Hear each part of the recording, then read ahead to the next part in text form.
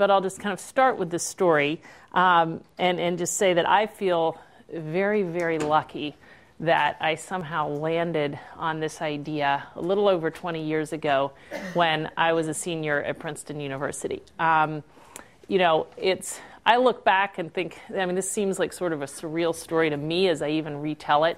But what brought me to this was a couple of things coming together.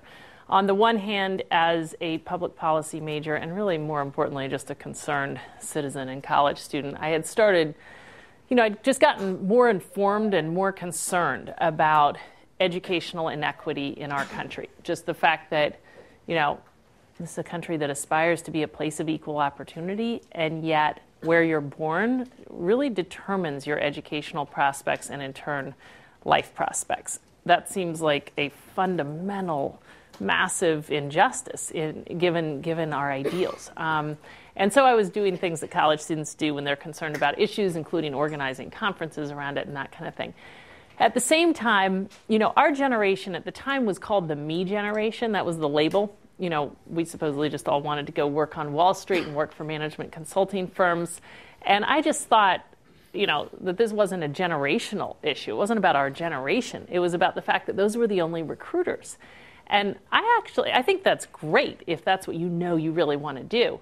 It's just that there were so many people I knew, and I was one of them, who were just searching for something else and weren't finding it, who were looking for a way to, right out of college, assume a significant responsibility that would make a real difference in the world. And one day, all of that came together into this idea.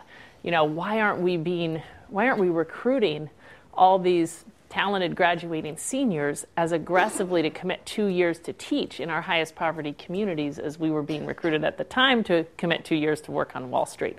I needed a thesis topic, decided to propose this in the thesis, and just became all the more obsessed as I went through that process about the potential power of the idea. In the short run, to channel all of this talent and energy into classrooms in our hardest to staff schools in remote rural areas and inner city urban areas. I thought that would make a significant difference for kids growing up today.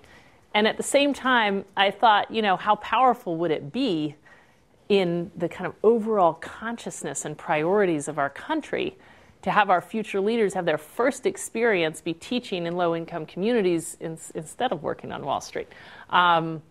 So it was just clearly an idea whose time had come.